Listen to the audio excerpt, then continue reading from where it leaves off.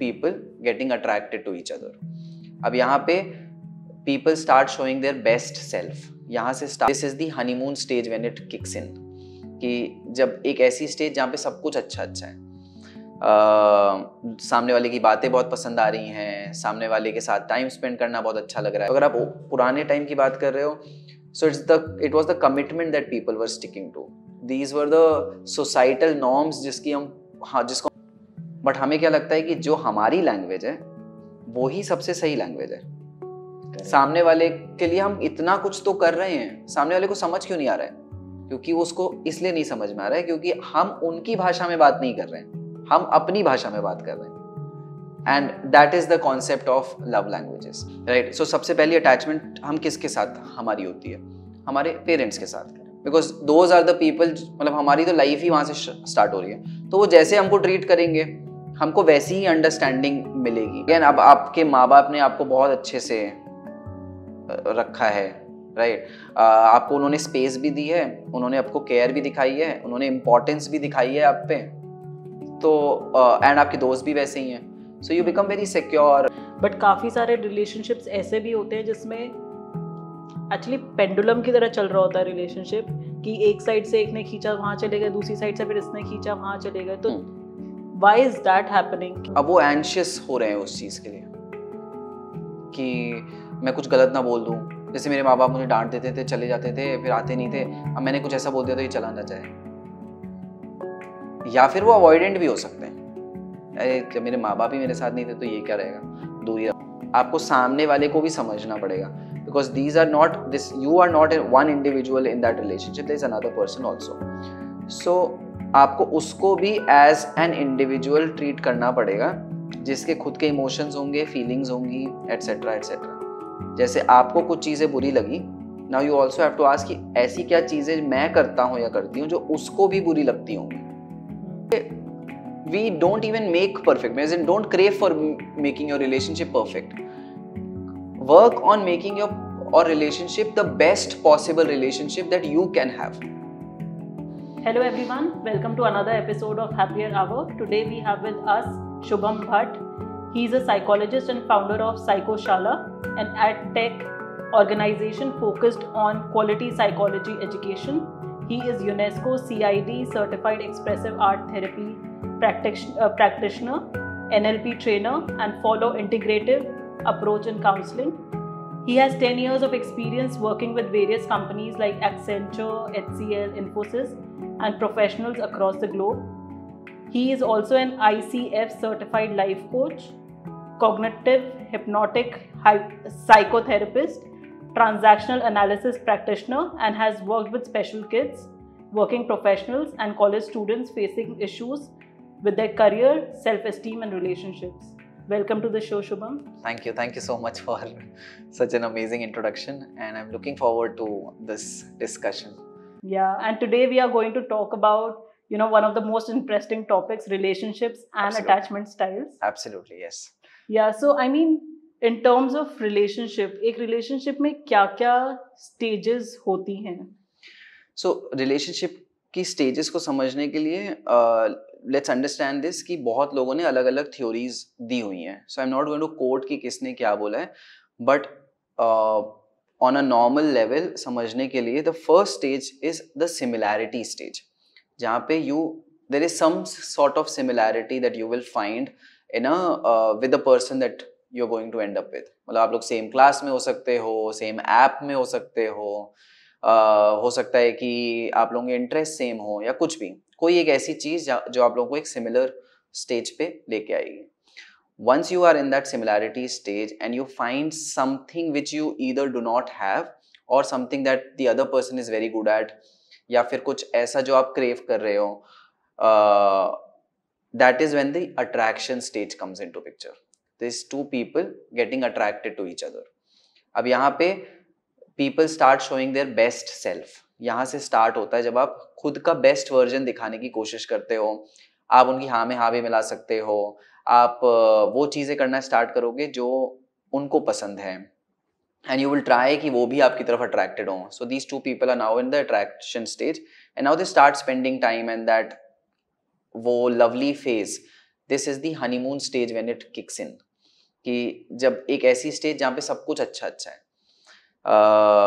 सामने वाले की बातें बहुत पसंद आ रही हैं, सामने वाले के साथ टाइम स्पेंड करना बहुत अच्छा लग रहा है, और यू नो यहाँ पे भी अगेन आप वही शो कर रहे हो जो आप सामने वाले को दिखाना चाहते हो, and that's the honeymoon phase. जब घंटों भर बात हो रही है, आप रोज मिलने की कोशिश कर रहे हो और क्रेव कर रहे हो एक दूसरे का presence. Now as and when this time grows, and this is a time when the commitment part comes into picture, एक दूसरे को प्रपोज कर सकते हैं, और यही उसके बाद जब आप और ज़्यादा टाइम स्पेंड करना शुरू करते हो, एंड दैट देन अब जितना ज़्यादा आप टाइम स्पेंड करोगे उतना ही ज़्यादा आपका रियल सेल्फ भी बाहर आएगा, आपकी वल्नरेबिलिटीज बाहर आएंगी, आपको क्या पसंद है क्या नहीं पसंद है वो सारी चीज़ें बाहर आएंगी। So your true self starts kicking in, and the more time you spend together there is a stage called plateau stage, जहाँ पे ये अभी तक हाई चल रहा था और अब हम प्लेटू स्टेज पे आ चुके हैं। वहाँ पे लड़ाइयाँ हो सकती हैं, बोर्डम हो सकता है, और बहुत सारी चीज़ें जहाँ पे एक दूसरे की लोग पसंद ना करें वो सारी चीज़ें किक इन कर सकती हैं, बिकॉज आप बहुत ज़्यादा टाइम स्पेंड कर चुके हो। And towards the end now if people work it out, लोग इस रिलेशनशिप के स्टेज पे काम कर लेते हैं, आपस में दूसरों को समझ देते हैं, so it falls into a resolution stage and people continue being in the relationship. और if they don't work it out, चीज़ें नहीं संभलती हैं, so it ends up in a dissolution or trauma stage, and that's how it ends. So this is the entire life cycle of a relationship. Very interesting, and I think आपने जो honeymoon phase बोला वो हाँ. काफी interesting है, क्योंकि I think जब भी प्यार होता है आई थिंक वो फेज काफी एविडेंट होता है कि पता चलता है दो लोग एक्चुअली प्यार में हैं। एंड इस फेज में इज इट लाइक हम एक प्रोजेक्ट कर रहे हैं अपनी पर्सनालिटी जो है भी नहीं may be, and we are projecting some other personality to attract another person? बहुत बार ऐसा होता है, you are projecting the part in you जो कि हो सकता है it is not that evident, कि मतलब हो सकता है कि आपने कभी वो वेब सीरीज देखी ना हो, आपने सिर्फ नाम सुना हो, और आप जैसे ही वो नाम ले, ओ हाँ मैंने भी सुना है, it's a very good movie, और ये वो ओ आई लाइक दिस सिंगर, मुझे भी ये वाले गाने पसंद है, मे बी रॉक म्यूजिक पसंद है, और असली में आप घर जाके किशोर कुमार सुनोगे, राइट, एंड फिर जब आप उनको बता दोगे तो आप जाके सुनोगे, ओ अच्छा हाँ रॉक म्यूजिक भी सुन के देखते हैं क्या है। So eventually you might develop love for those things also, but it is like obviously आप किसके टूवर्ड्स अट्रैक्ट होना चाहोगे, इस इंसान के जो सारी बातों को निगलेक्ट कर रहा है, आपसे एकदम ही ऑपोजिट है और ऑपोजिट शो भी कर रहा है, ऑब्वियसली ऑपोजिट अट्रैक्ट, जो कि हम अभी आगे बात करेंगे, but here in this stage yes people show the best version of themselves, trying to show that we do not have any errors or vulnerabilities or things that you might not like in me. So दोनों तरफ से possibility है कि, and बहुत हद तक possibility है that we will be showing the top notch version of us. And ये जो stages हैं ये क्या सब में almost similar time frames के होते हैं या it can differ from couple to couple? No, it can definitely differ. अब हो सकता है कि बहुत हद तक लोग similarity stage और attraction stage पे ही रहे. There are people who are not able to express their love to each other. अगर आपने देखा होगा जब हम स्कूल टाइम्स में 2-3 साल हो गए हैं बस वो लड़की हमें पसंद है और हमें पता ही उसे भी हम पसंद है, लेकिन हम आपस में बोल ही नहीं पा रहे हैं, तो वो लंबा खिंच जाएगा। कोई ऐसा है जो एक हफ्ते में, अब फॉर एग्जाम्पल टिंडर और बम्बल, you get attracted by just seeing that person and you right swipe and you just connect, और अगले दिन आप मिले, फिर आपने मिलना स्टार्ट कर दिया, तो वो हनीमून फेज आपका बहुत जल्दी स्टार्ट हो जाएगा। But as and when you start spending more time, so plateau भी उतनी ही जल्दी आएगा। So the more time you are in that honeymoon phase, right, and you're trying to show the best version of yourself, the more expectations also you are building with that other person. कि तुम तो इतने time तक ऐसे ही थे, अब क्या हो गया, अचानक से तुम कैसे बदल गए? So that part also kicks in. And जैसे इंडिया में प्राइमरीली पहले अरेंज मैरिजेस ही होती थी, राइट, तो ये सारे स्टेजेस तो शादी के बाद ही चालू होते थे। करेक्ट। मतलब जब मुझे पता चल रहा है तो मेरे को ऐसा लग रहा है कि शायद उस केस में honeymoon phase was a little lesser, क्योंकि आप in a way you are living with the reality also Absolutely, when this मतलब- is happening. Right. So is it like, you know, the chances of marriage being successful in that stage is more probable as compared to, you know, in a phase wherein आप पहले से ही, you know, आप honeymoon phase में थे, शादी कर ली, and then the reality kicks in? So it depends on again two people.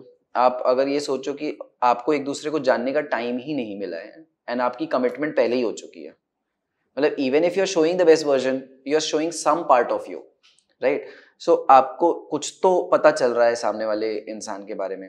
Now in arrange marriage again there are pros and cons of both the points, but the probability और the time duration of knowing a person itself was too less. अगर मैं पहले की बात करूं, अब आज के टाइम पे तो बहुत लंबा टाइम हो चुका है.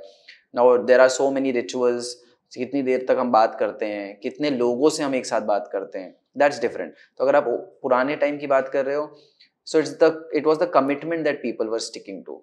These were the societal norms जिसको हम फॉलो कर रहे थे कि माँ बाप ने बोल दिया है, अब मैं शादी में मतलब मेरी शादी फिक्स हो चुकी है, तो अब अगर मैंने छोड़ दिया, अगर मुझे नहीं भी पसंद आ रहा है तो क्या होगा, लोग क्या कहेंगे. अब वो स्टार्ट हो चुकी है, तब तो मुझे उसका, उनकी फैमिली का, सबका ध्यान रखना है, सारी एक्सपेक्टेशंस फॉलो करनी है. So more than the honeymoon, yes honeymoon phase was lesser because आप 24 घंटे एक साथ हो तो आप कितना ही प्रिटेंड कर लोगे, but it was more of a responsibility, an ethical responsibility that was framed by the society जो हम फॉलो कर रहे थे, which is now very different. अब तो खैर काफी टाइम लेते हैं हम लोग शादी के लिए डिसाइड करने का.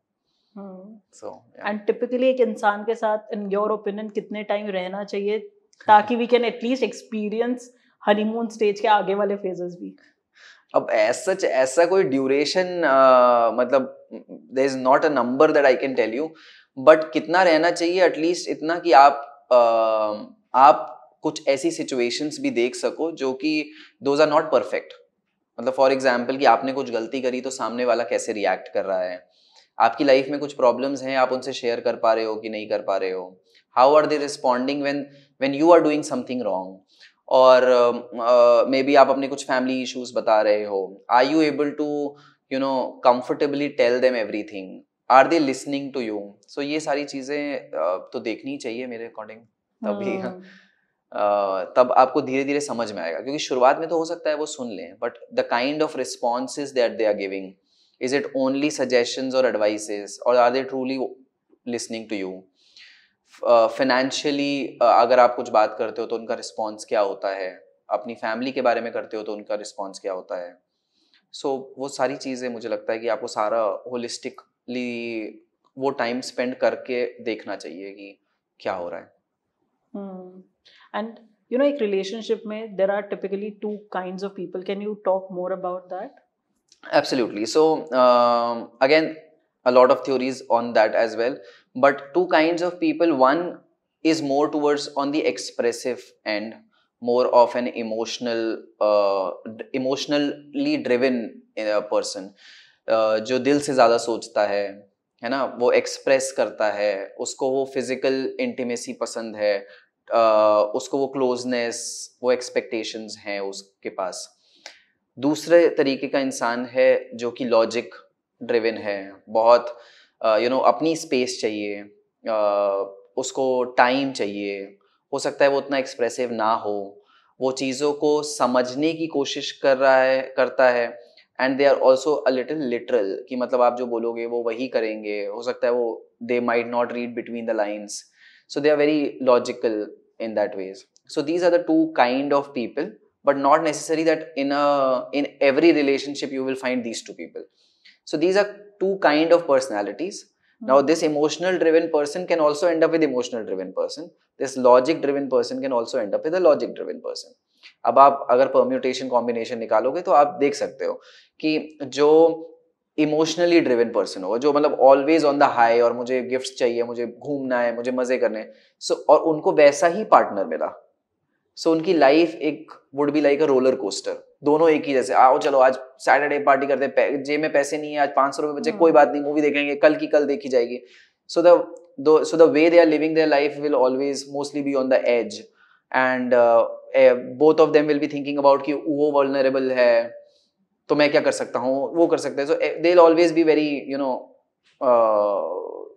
it might end up being in a very good relationship, but the life logically would be very you know, I hope you're able to understand that. Yeah. But emotional, अब दो emotional driven मतलब sorry दो logic driven person मिल गए, so think about it, वो ज्यादा बोल नहीं रहे हैं, वो अपनी अपनी स्पेस ले रहे हैं, सिर्फ उतना ही कर रहे हैं जितना है, तो मतलब एक दूसरे कोने में बैठा है, एक दूसरे कोने में बैठा है, so it could be a very boring kind of a relationship.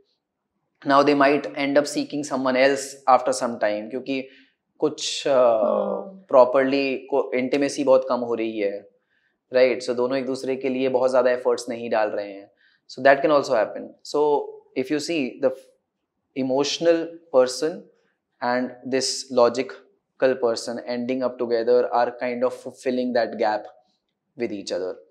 And no one is completely emotional and no one is completely logical. That is also one thing. It's a spectrum जो हम follow करते हैं.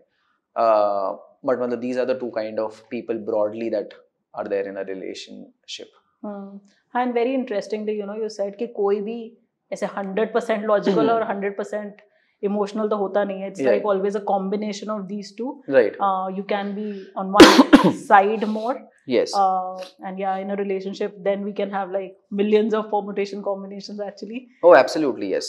And it also depends on situation to situation. अब हम एक इंसान के साथ बहुत ज़्यादा logical होते हैं, एक के साथ हम लोग बहुत ज़्यादा एकदम vulnerable, एकदम emotional, और ऐसा क्यों कर रहे हो, और मुझे एकदम आप बच्चे की तरह रहते हो. So वो person to person भी depend करता है कि आप कैसे हो, किस situation में आप कैसा react करते हो. बट प्राइमरीली आप देखोगे कि लोग एक तरीके, मतलब लोग प्राइमरीली एक तरीके से ऑपरेट करते हैं. वो सिचुएशन में चेंज हो सकते हैं, बट आप देखोगे कि मैक्सिमम सिचुएशंस में वो एक तरीके से ही रिएक्ट कर रहे हैं.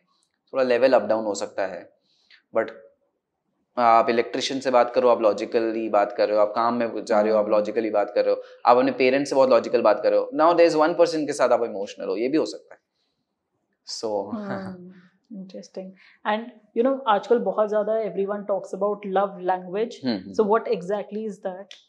So okay, so the language is what? Language is a medium or is a way to express yourself, right? Now love language is about expressing your love, कि आप किस तरीके से अपनी expression सामने वाले के साथ कर रहे हो और कैसे receive करना चाहते हो. It's about language. Language is again both ways. एक आप बोलते हो और आप सुनते हो, वैसे ही love language. And this concept was given by Gary Chapman in the book, in his book I think 5 love languages. So there are 5 love languages. One is gifts. Okay, not necessary कि महंगे महंगे gifts, but anything. Could be a very small flower, right, could be a small card that they can give it to you. और वो जैसे chocolate लेके आ रहे हैं, आप वीकेंड में आए हैं तो the partner is giving the chocolate. So those kind of things are, मतलब वो आप crave करते हो, those small little gifts. Second is physical touch. So again, it is not only about having sex, it is also about touching hands, hugging, आप cuddling, और कुछ भी हो सकता है, right? वो आप बाहर जा रहे हो तो आप forehead पे kiss करके जा रहे हो. So those kind of things is again physical touch. That's the love language. The third is act of service. Now this is very interesting. अब act of service is कि ऐसा नहीं है कि मैंने बोला कि जाओ कॉफ़ी ले आओ और आप कॉफ़ी ले आए, ओके, और मैंने बोला कि जाओ रोटी बना दो, मेरे लिए आज रोटी बना दो, तो आपने रोटी बना दी. नहीं, मतलब that's very transactional, कि सामने वाला कुछ बोल रहा है मैं कर दे रहा हूँ. But act of service is more like कि मैं खुद से आज मेरे को एक्साइटमेंट हुई, मैं आज ना उठने से पहले उसकी चाय बना दूंगा, मैंने आज आलू के पराठे बना दिए, उसको बहुत पसंद हैं. सो दो small little things that you are doing for your partner, right, and that is the other person craving. कुछ सरप्राइजेस दे रहे हो, प्लान कर रहे हो आप. So those are the act of service. Fourth one is quality time. Now again एक relation में, so there was a couple, एक काउंसलिंग में there was a couple and the complain was कि ये मुझे टाइम ही नहीं देता, मतलब we don't spend time together. And the husband said कि आपको पता है हम 24 घंटे साथ में रहते हैं, हम एक ही ऑफिस में काम करते हैं, ये मेरी ही टीम में है, हम घर आते हैं साथ में कार में बैठ के, फिर हम खाना खाते हैं, हम सो जाते हैं, मुझे नहीं पता कि मैं और कहाँ टाइम स्पेंड करता हूँ. So the partner said, it is not about the duration of the time. हम कितने देर हम साथ में बैठ के अपने बारे में बात करते हैं, when we are not talking about work, when we are not with other people, when we are not with taking care of our children. I just need those 5-10 minutes when we are just with each other, spending time with each other. So that is quality time that is there. So मैंने क्या क्या बता दिया आपको? Gifts बता दिए, act of service बता दी, quality time बता दिया, फिजिकल टच बता दिया. There is one more. It is words of affirmation. So now there are people who like to listen. आप उनकी छोटी सी तारीफ कर दो, right? I love you बोल दो, आपने कुछ अच्छा बनाया, you're doing such a great work. So those words are very important for them. ठीक है. अब आप समझो इस बात को कि जो मेरी लव लैंग्वेज है वो जरूरी नहीं है कि मेरी पार्टनर की लव लैंग्वेज हो. अब मुझे चाहिए कि वो मुझसे बोले वर्ड्स ऑफ एफर्मेशन, बट वो उनको चाहिए कि मतलब उनका क्या है कि वो गिफ्ट्स लेके आते हैं मेरे लिए, क्योंकि उनकी लव लैंग्वेज वो है. तो उनको लगता है कि मुझे भी गिफ्ट्स ही चाहिए. So every now and then there is a new gift that's coming in, और उनको लग रहा है मैं कितना कुछ तो कर रही हूँ, मैं उसके लिए घड़ी लेके आई हूँ, मैंने उसके लिए कार्ड बनाया, मैंने उसके लिए बना, बट मैं फिर भी सेटिस्फाइड नहीं हो पा रहा हूँ. Because what I am looking for is only कि आप मुझे दिन में 2 बार आई लव यू बोल दो, जब मैं कुछ आपके लिए कर रहा हूँ तो मुझे एक छोटा सा वर्बल एफर्मेशन दे दो. बट हमें क्या लगता है कि जो हमारी लैंग्वेज है वो ही सबसे सही लैंग्वेज है. सामने वाले के लिए हम इतना कुछ तो कर रहे हैं, सामने वाले को समझ क्यों नहीं आ रहा है? क्योंकि उसको इसलिए नहीं समझ में आ रहा है क्योंकि हम उनकी भाषा में बात नहीं कर रहे हैं, हम अपनी भाषा में बात कर रहे हैं. And that is the concept of love languages. So for any relationship, it is very important to understand कि आपके पार्टनर की क्या लैंग्वेज है, और that partner has to understand कि मेरे पार्टनर की क्या है. So जब हम एक दूसरे की भाषा में बात करना स्टार्ट कर देंगे, ऑटोमेटिकली एक दूसरे को समझना स्टार्ट कर देंगे. That is the entire concept. And काफी इंटरेस्टिंग है when you talk about love language, because मतलब जब आप ये बोल रहे हैं तो बहुत सिंपल लग रहा है, बट इन रियलिटी एक लैंग्वेज डेवलप होने के लिए पहले आपको खुद भी पता होना चाहिए कि आपकी लव लैंग्वेज क्या है. Yes, right. बिल्कुल बिल्कुल. अपनी ओके, सो ऑटोमेटिकली आपको ये समझना बहुत जरूरी है कि at the end of the day आप रिलेशनशिप में 2 इंसान हो, इंडिविजुअल्स. सो अगर आप इंडिविजुअली अपने ऊपर काम नहीं करोगे, सो आप भूल जाओ कि आप सामने वाले को हमेशा खुश रख पाओगे या आप उस रिलेशनशिप को हैंडल कर पाओगे. So people have to take care of themselves first, have to be aware about themselves, they have to work on themselves. तभी तो आप एक्सपेक्ट कर सकते हो कि आप सामने वाले को भी संभाल पाओ. Right. So love language, there is a common test that is there, it's a common quiz जो कि अवेलेबल है इंटरनेट में बहुत ईजिली, और वो दोनों पार्टनर्स ले सकते हैं. Okay. और चीज़ें कर सकते हैं. बाकी रिलेशनशिप काउंसलिंग में भी there are questionnaires that we share with them and both of them answer, एंड फिर हम एक दूसरे को दे देते हैं, तो समझ में आता है कि अच्छा ओके इसको तो ये पसंद है. So it's a common question that you can ask, right? What do you like, और what do you like your partner to act as, right? तो वो बताएंगे मुझे ना बस थोड़ा टाइम चाहिए आपके साथ. आपको खुद मतलब लोग खुद बोलते हैं अपने, बस हम सुनते नहीं हैं. That's the point. मतलब मैं तो खुद ही, अगर आप खुद सोचो किसी भी रिलेशनशिप में आपने कभी भी लड़ाई करी होगी, आप खुद वर्बलाइज करते हो, तुम्हें समझ ही नहीं आता है मैं क्या बोलना चाहती हूँ, तुम सुनते ही नहीं हो, तुम टाइम ही नहीं देते हो. लास्ट टाइम तुमने कब मेरे लिए गिफ्ट खरीदा था, या तुम कब कुछ मेरे लिए लाए थे, कब हमने लास्ट टाइम बैठ के समोसे खाए थे. So you are those things जो आप खुद बोल रहे हो, लेकिन सामने वाला उस चीज को समझने की जगह, अभी हम पिछले महीने तो गए थे पिज्जा खाने के लिए, मैं अपने दोस्त की पार्टी में नहीं ले गया था तुमको, तो there is a defence mechanism that comes into picture. अब आपने वो मूवी देखी होगी शायद, जिंदगी ना मिलेगी दोबारा. उसमें there is a scene where this Hrithik Roshan and उनकी फर्स्ट गर्लफ्रेंड के बीच में लड़ाई हो रही होती है. वो लोग बर्थडे की ट्रिप कर रहे होते हैं और उसका कुछ काम आ जाता है, एंड ही इज लाइक कि हम नेक्स्ट मंथ भी तो जा सकते हैं. वो कहते हैं नेक्स्ट मंथ मेरा बर्थडे नहीं है, राइट? और वहां पे वो एक आर्ग्यूमेंट चल रहा है, but what she is trying to say is I am just looking for that time and those moments with you. और बाद में उनको समझ में आया जब कैटरीना कैफ आ गई. That's a different point all together. But हाँ, सो अपनी लव लैंग्वेज, सामने वाले की लव लैंग्वेज, आई नो ये बड़ा फैंसी सा कॉन्सेप्ट है, but at the end of the day सामने वाला बोल क्या रहा है, उनको चाहिए क्या, दैट्स द कॉन्सेप्ट. उस बात को आप समझ रहे हो या नहीं समझ रहे हो, वो ही आपकी रिलेशनशिप को मेक और ब्रेक करने में बहुत बड़ा उसका रोल होता है.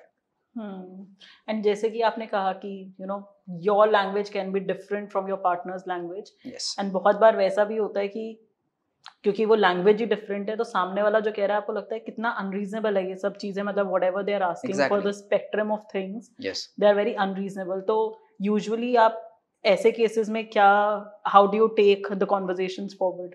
राइट, सो आप उस चीज को समझो कि अगेन दो इंडिविजुअल्स हैं. आपने बात भी करी कि कौन कौन से तरीके के इंडिविजुअल्स होते हैं. अब आप ये समझो कि फिजिकल टच चाहिए किसी को, and they are very emotional driven, emotion driven.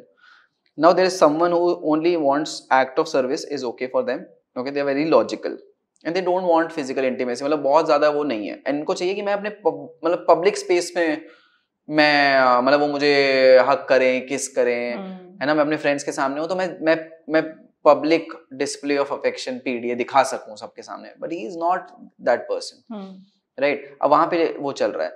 सो अब हम ये एक्सपेक्ट नहीं कर सकते कि अब 100% रेजोल्यूशन हो जाएगा. Right, so the idea is that there has to be some sort of negotiation in a relationship, कि थोड़ा आप मूव करो, थोड़ा सा मैं मूव करूं. सो हो सकता है, so there is one client that we worked with, I worked with for around 7-8 sessions, and at the end of that they agreed कि मैं हाथ पकड़ सकता हूँ अपने दोस्तों के सामने. ठीक है, उस मतलब जब हम मैं हाथ पकड़ सकता हूँ, उससे ज्यादा मुझे भी अनकंफर्टेबल फील होता है. उन्होंने बोला तुम पकड़ तो लो हाथ, उतना ही बहुत है मेरे लिए. And they were okay with that, she was okay with that.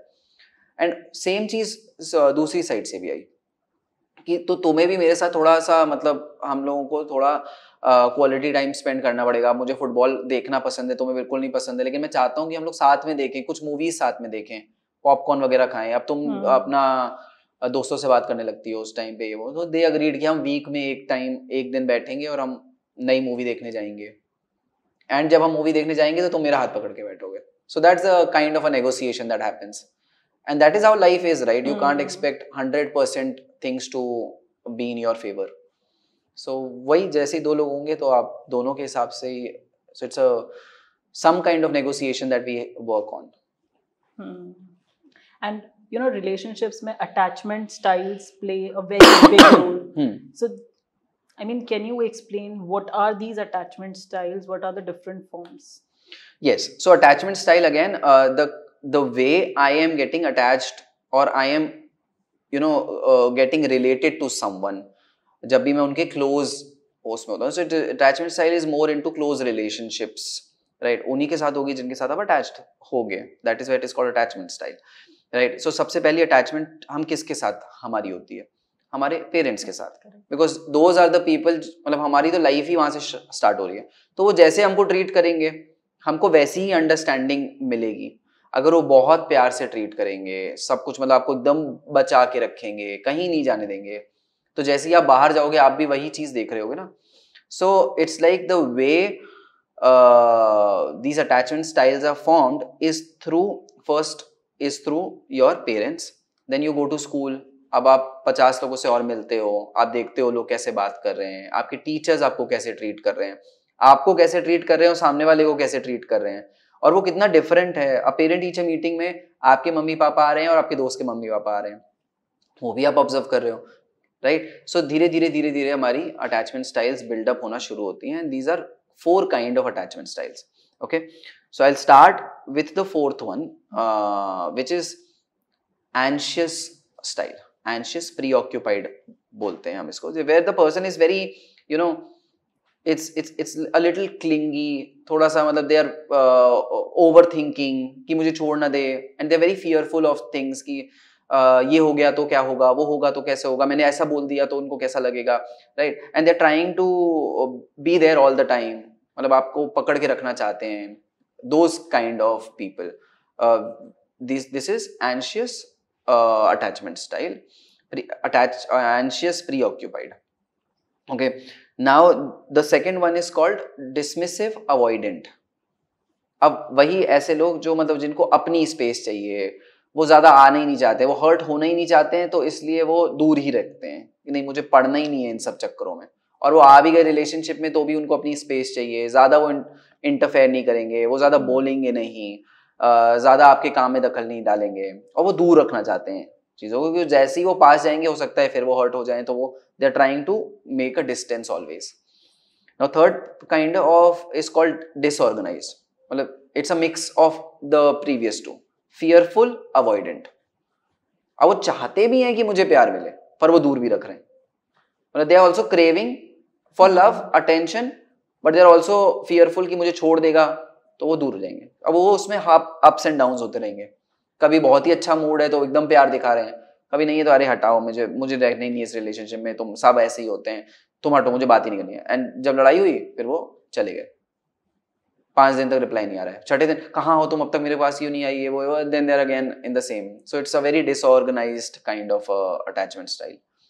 The last is secure, where both the individual or my attachment style, or maybe the person who has a secure attachment style, will be very open minded। वो बात करने के लिए तैयार होंगे, चीज़ों को समझने के लिए तैयार होंगे, वो चीज़ों को टाइम देने के लिए तैयार होंगे, वो समझेंगे, राइट। अगेन अब आपके माँ बाप ने आपको बहुत अच्छे से रखा है, राइट, आपको उन्होंने स्पेस भी दी है, उन्होंने आपको केयर भी दिखाई है, उन्होंने इंपॉर्टेंस भी दिखाई है आप पे, तो एंड आपके दोस्त भी वैसे ही हैं, so you become very secure, you're not overly possessive। So that those are the 4 attachment styles, broadly speaking, again, and these can be changed also। And you know, when you talked about attachment style, so क्योंकि लोगों में कभी कभार, मतलब in fact मैंने most of the times I have seen in people कि when they are with their friends they are very different, but with their like spouse or romantic relationships, they're entirely different people, right? So does these attachment styles play a role in this? Absolutely yes। so again अब मैं ये नहीं बोलूँगा कि हर कोई 100% secured है, right, और हर कोई 100% avoidant ही है, but again with different people, different situations, things change। it also happens with the level of trust you have with the person, right, with the kind of expectation you have with that person।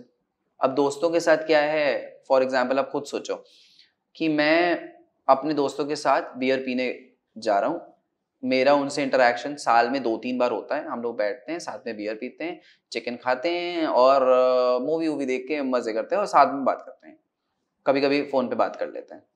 तो आप देखो ना कितना कम involvement है, मतलब एक time पे रहा होगा, लेकिन एक टाइम मतलब अब क्या, मैं सिर्फ वहां पे मजे करने ही जा रहा हूँ, मेरी कोई एक्सपेक्टेशन नहीं है उतनी उस लेवल पे कि ये मेरे लिए कुछ लेके आएगा, इसने मुझसे ऐसे क्यों बात करी, वैसे क्यों बात करी। अब मैं उनसे टाइम स्पेंड कम कर रहा हूँ, मेरी एक्सपेक्टेशन उनसे कम है, और एक्सपेक्टेशन जितनी है वो एक लिमिटेड सोर्स तक है, which is like partying together और maybe sharing something, right. तो आप देखोगे ऑफिस कॉलीग्स के साथ people become very secure, right, but वहीं पे जब आप बेस्ट फ्रेंड के साथ जा रहे हो, या फिर आप अपनी गर्लफ्रेंड के साथ हो, बॉयफ्रेंड के साथ हो, हस्बैंड वाइफ, या अपने बच्चों के साथ हो, सो आप ओवरली पोजेसिव हो गए, रुको रुको रुको तुम ऐसे मत पार करो, कहाँ जा रहे हो, क्या करना है, इसका तुम्हारे 4 मैसेज आ गए हैं तुम्हारे, तुम मेरी तरफ ध्यान ही नहीं दे रहे हो।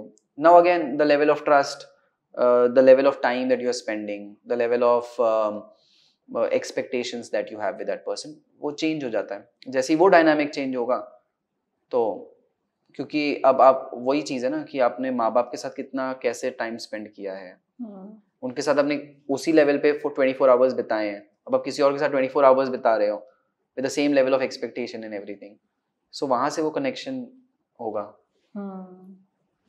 इंटरेस्टिंग। एंड जैसे आपने कहा कि ये बचपन से टिपिकली स्टार्ट होता है कि कैसे आपने माँ बाप के साथ कनेक्ट किया, फिर फ्रेंड्स वगैरह आपके कैसे रहे, तो एक सिक्योर अटैचमेंट बनाने के लिए इन योर ओपिनियन कैसा माहौल होता है?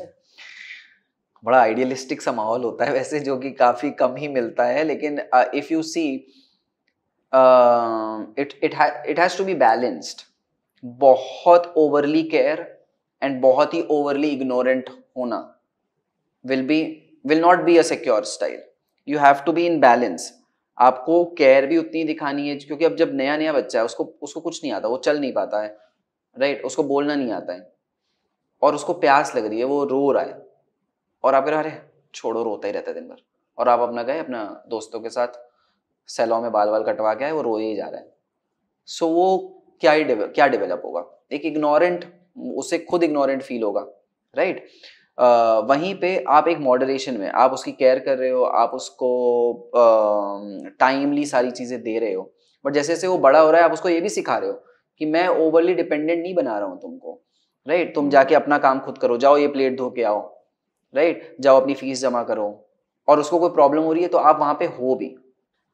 सो that is the balance that you are creating, and same goes with teachers also. अब कुछ टीचर्स होंगे जो होमवर्क देंगे ही नहीं, जो आपकी केयर करेंगे ही नहीं, दे आर वेरी इग्नोरेंट, अरे लिख दिया आप, चलो ठीक है सीधा एग्जाम में मिलते हैं। And then there are people वो आपको पनिशमेंट ही देते रहेंगे, ये नहीं किया, क्यों नहीं किया, ऐसा नहीं किया, वैसा नहीं किया, and then they are biased also कि आप 4 लोगों को अच्छा ट्रीटमेंट मिल रहा है। So again moderation and balance is important. That is what will build you a secure style. Having said that, that does not mean कि आपको 100% of the times आपके फेवर में चीजें मिल रही हैं. That is not the point. The point is कि वो moderation में हो रहा है, एक एवरेज आउट चीजें हो रही हैं. बुरा तो आपको तब भी लगेगा, बट जब आपको बुरा लग रहा है तो आपके पास कोई है जिससे आप बात कर सकते हो. आपको प्रॉब्लम्स भी आएंगी, बट आप उसके लिए ओवरली डिपेंडेंट नहीं हो रहे हो, आप खुद भी ट्राई कर रहे हो. सो वो धीरे धीरे चीजें समझ में आती हैं, and it is very important for a parent to have that play that role, because and उससे भी पहले पेरेंट का रोल होता है अपने ऊपर काम करना. अब आप ही वो बैगेज लेके आ रहे हो अपने माँ बाप का, अपने रिलेशनशिप का, तो वो आप सिक्योर कभी हो ही नहीं पाओगे. तो आपको खुद पे तो काम करना ही पड़ेगा, there is no doubt about it.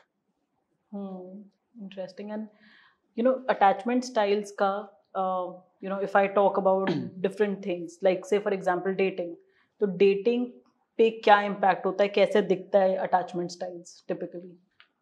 Dating में भी आपको वही दिखेगा, मतलब अगर आपने देखा होगा कुछ आपके स्कूल कॉलेजेस में कुछ ऐसे रिलेशनशिप्स होंगे जहाँ पे आप अपनी फ्रेंड के साथ हो और वहाँ पे बॉयफ्रेंड का फोन आए जा रहा है, कहाँ हो, क्या कर रही हो, कैसे, क्यों नहीं फोन उठा रही हो, अभी आओ मेरे पास, ये वो.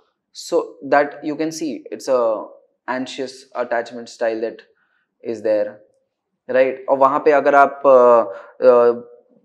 हॉस्टल में हो, आप अपने बॉयफ्रेंड से बात कर रहे हो, सामने वाले का भी बॉयफ्रेंड है पर 10 दिन हो गए हैं और आप पूछ रहे हो यार मतलब तेरा बॉयफ्रेंड को भी फोन ही नहीं आता. हाँ, उसको मतलब ही नहीं है, उसको तभी आता है जब वो यहाँ सिटी में होता है या फिर उसको कुछ काम होता है, वो तभी कॉल करता है. हम लोग मतलब we have a very open relationship, we don't talk much. That's avoidant style coming into play. फिर आप देखोगे एक बड़ा आइडियलिस्टिक सा, लोग अब उनका आपस में बर्थडे भी मना रहे हैं, मिल भी रहे हैं, टाइम भी दे रहे हैं. हाँ, मेरे बॉयफ्रेंड को कोई प्रॉब्लम नहीं है, हम लोग चल सकते हैं पार्टीज में, ये वो. और फिर अगले दिन अच्छा चलो आज मैं तुम लोगों के साथ नहीं जाऊंगी, आज हमारा ऑलरेडी हम लोगों का प्लान है. तो वो बड़ा ही सिक्योर तरीके से चल रहे हैं, बड़े मॉडरेशन में चल रहे हैं. सो that is, so you can see very evident, it's very evident in any relationship that you can see. आप 5 कपल्स को एक साथ खड़ा कर दो और आपको 5 में डिफरेंस पता चल जाएगा कि क्या है. 5 कपल एक जैसे होंगे ही नहीं. सो इंटरेस्टिंगली जो आप पहले 2 एग्जांपल्स बता रहे थे, so it made me think why would someone be in such a relationship और not be in such a relationship. अगर जैसे फॉर एग्जांपल जो आपने पहला वाला कहा जिसमें बॉयफ्रेंड कॉल किए ही जा रहा है नॉन स्टॉप, तो why would a person live in this relationship? So आप ये समझो कि वही अगेन स्टेजेस ऑफ रिलेशनशिप पे आते हैं. मतलब वैसे शुरुआत के पहले दिन तो नहीं हुआ होगा, पहले तो हो सकता है उन्होंने अपनी ओपन चीजें दिखाई हो कि हाँ हाँ दैट्स ओके, ये वो. फिर उन्होंने धीरे धीरे क्वेश्चंस पूछना स्टार्ट किया होगा कि तुमने आज फ़ोन ही नहीं किया, और फिर अगले दिन भी, और आज नहीं उठाया, तो फिर उन्होंने धीरे धीरे उन्होंने पहले 2 कॉलिंग करना स्टार्ट किया होगा, फिर 3 करना स्टार्ट किया होगा. तो वही है ना कि मतलब हम लोग को स्टार्टिंग में समझ में नहीं आ रहा है, और अगर आ भी रहा है तो हम इग्नोर भी कर रहे हैं. कोई बात नहीं, चलो आज शायद मैंने 1 घंटे तक फोन नहीं उठाया इसलिए मेरी केयर भी तो करता है वो. सो हम उसको एक अलग मीनिंग भी दे रहे हैं, हम उसको सप्रेस भी कर रहे हैं. वो 5 फोन तो कर रहा है पर देखो हमेशा अवेलेबल भी तो रहता है. मेरी तबीयत खराब हुई हो, देखो कि तुरंत मेरे लिए दवाई लेके आ गया. So it's not just one thing that's happening in a relationship. There are multiple things. So लोग उन चीज़ों को इग्नोर कर रहे हैं और कुछ चीज़ों को एक्सेप्ट कर रहे हैं. फिर लेकिन जब ये इसका वेट बढ़ रहा है, जैसे जैसे इसका वेट बढ़ रहा है, वो फिर वो टॉक्सिसिटी जो हम बोलते हैं वो नज़र में आने लगती है. Now they are becoming aware. या तो, मतलब मैं तो कहीं जा ही नहीं पाती. कल मेरा एग्जाम था तो भी तुमने मुझे डांटा. आज मैं कॉन्फ्रेंस में थी तो भी तुम मुझ पे चिल्ला रहे हो. कल बर्थडे, अब तो मना ही कर रहे हो कि बर्थडे में जाना ही नहीं है किसी और के साथ. परसों जो मैंने टिकट बुक करी है वो तो फिर मुझे कैंसिल करानी पड़ेगी. So now this is becoming more. अब चीज़ें समझ में आ रही हैं. And that is when the plateau stage के बाद वही रेजोल्यूशन और डिसोल्यूशन की, या तो they will end up being together, or that's why there are breakups happening, because not every relationship is meant to be for the lifetime. You also have to make a conscious choice sometimes ki what am I expecting from my life and what am I expecting from this relationship. Am I getting that? If I'm not getting, am I equipped enough to manage it without it for the lifetime, or do I want to move on and go ahead and find someone else maybe, right? So वो question तो आपको खुद से पूछना ही पड़ेगा कि भाई मैं equipped हूँ बिना इसके जीने के, या तो मैं जैसा चल रहा है मैं उसको हैंडल करना सीख जाऊं. और अगर मैं हैंडल नहीं कर सकता या कर सकती तो फिर मतलब I also have to choose to move on and break this relationship for the betterment of me and the other person. क्योंकि एक टाइम पे तो आप भी फ्रस्ट्रेट होके वो नहीं दे पाओगे जो उनको चाहिए. बट किस स्टेज पे ये क्वेश्चंस पूछने चाहिए? Is it like before going into a relationship, when you are in relationship, या एकदम एंड में जब अब लगता है अब तो वही नहीं हो पा रहा है? सी स्टार्टिंग में तो बहुत सारी चीजें आपको अवेयर होंगी नहीं ना. आप बहुत ही अनकॉन्शियस चीजें हो रही हैं. आपको तो वो सारी चीजें मिल रही हैं जो आपको पसंद हैं, और आप खुद भी बहुत टाइम से क्रेव कर रहे थे कि रिलेशनशिप, मतलब आप खुद सोचो कि आप मतलब we are social animals. Unconsciously we are craving for other people to be there. आप मना करो, उसको अवॉइड करो, but as soon as that feeling kicks in, वो बटरफ्लाइज आना स्टार्ट होते हैं, फिर आपको और ज्यादा कुछ दिखता नहीं है. बट कॉन्शियस चॉइसेस जो आप हैं वो डिफरेंट सिचुएशंस में आपको पूछनी पड़ेंगे. As soon as you notice क्या लास्ट टाइम तो इसने ऐसा कुछ नहीं किया था, ये इस टाइम इसने ऐसा किया, तो आज I think I need to talk about it. So that's where communication you would understand कि communication is the base of all the relationship. अगर आप timely communicate कर पा रहे हो चीज़ों को तो आपको समझ में आ जाएगा कि सामने वाला सुन रहा है नहीं सुन रहा है, वो बात करना चाहता है कि नहीं करना चाहता है. And that's the basic stage of decision making. जब वो मेरी बात ही नहीं सुन रहा है, he is running away, मैं कितनी बार ये ट्राई करूँगी. You also have to understand this. So 3-4 बार के बाद आपको भी सोचना पड़ेगा कि is this that is going to continue always. अब वो बात सुन रहे हैं, समझ रहे हैं, आपकी चीज़ों को रख रहे हैं, point of view. Good, great, keep continuing. And you also have to reflect on yourself also. वो तो सुन रहे हैं, मैं सुन रही हूँ कि नहीं सुन रही हूँ. That is also a question that you have to ask yourself. Correct. At different stages you'll have to ask. It's like an ongoing process. Because एक बार वो प्लेटो स्टेज में तो फिर मतलब आपने पहले नहीं पूछा, प्लेटो स्टेज में पूछना स्टार्ट करोगे, थोड़ा सा लेट हो गया लेकिन फिर भी आप काम कर सकते हो उस चीज़ पे. But it's an on going process. आप पूरी ज़िंदगी अगर उनके साथ रहने वाले हो तो ये सवाल तो पूरी ज़िंदगी पूछने ही पड़ेंगे, खुद से भी और उनसे भी. हाँ, मतलब जैसे जब आप ये बात कर रहे हो तो it felt like at least someone is self aware in this entire situation wherein they are asking questions कि अच्छा ये हो रहा है बार बार. बट काफ़ी सारे relationships ऐसे भी होते हैं जिसमें एक्चुअली पेंडुलम की तरह चल रहा होता है रिलेशनशिप, कि एक साइड से एक ने खींचा वहाँ चले गए, दूसरी साइड से फिर इसने खींचा वहाँ चले गए. तो why is that happening? ऐसा मतलब why are they not asking questions, bringing stability? So again these are two individuals. मतलब why am I repeating this? दो लोग हैं, ये अपने ऊपर काम नहीं करना चाहता, ये अपने ऊपर काम नहीं करना चाहती, तो आप बताओ अब वो कहाँ जाएगा? वो मतलब आप अगर सामने वाले पे सारी चीजें डाल रहे हो, वो आप पे डाल रहा है, this is a loop that you creating for yourself, and you don't want to talk about it, you don't want to go to therapy, you don't want to talk to your friends about it. मैं अपनी secretive ही रखूंगी, मैं सबके सामने बहुत अच्छा ही दिखाने वाला हूँ, और पर ये है ही ऐसी या ये है ही ऐसा. मैं बिल्कुल सही हूँ, पिछली बार मैंने तो किया था ना काम, इसने नहीं किया, ये हमेशा मेरे ऊपर चिल्लाता रहता है, मैं चाहे कुछ भी कर लूँ। तो वो आपस में बात करने को रेडी ही नहीं है, वो अपने ऊपर काम करने को रेडी नहीं है, तो वो लूप चलता ही रहेगा, चलता ही रहेगा, चलता ही रहेगा, till the time one of them decides कि अब मुझसे नहीं हो पा रहा है, ब्रेकअप। तो सामने वाला हो सकता है कि बहुत बार ऐसा भी होता है कि जब जैसे ही एक इंसान को रियलाइज होता है that this is not the relationship I am looking forward to, सामने वाला एक्टिवेट हो जाता है, नहीं नहीं आप जो बोलोगे वो मैं करने को तैयार हूँ, अब मैं सब करूंगा। तो वो भी कितने दिन करोगे, then again they are showing the best version कि अब मैं सबको सही कर दूंगा, क्योंकि वो स्टेजेस लीनियर नहीं है, वो स्टेज वापस भी आ सकती है ना, टाइमिंग कम है लेकिन वो वापस भी आ सकता है, मतलब प्लेटू स्टेज पे रियलाइजेशन हुआ, देन दे डिसाइडेड कि इस पे काम करते हैं, तो थोड़े दिन का हनीमून फेज फिर से आने को के चांसेस हैं। Interesting. And attachment styles, I mean personal relationships, of course it is mattering, but how does it look in, say for example, office setups? So do we see it playing a role there as well? Yes, absolutely. With your colleagues, with your team members, you would see a lot of this happening. मतलब एक secure manager है, you would also see people जो आपको बताएंगे नहीं कि उन्होंने assignment कैसे किया, चुपके से करेंगे और दे के आ जाएंगे, जैसे ही आप उनसे पूछोगे वो चीज़ों को वो करने लगेंगे। Now there are people those who will avoid talking to you, अपना कोने में बैठे हैं, अपना अलग अलग काम कर रहे हैं, and then there are people who will also help you, समझाएंगे भी आपको, अपना भी बेस्ट देंगे और आपको भी लिफ्ट अप करेंगे ऑर्गेनाइजेशन में। Those are secure people.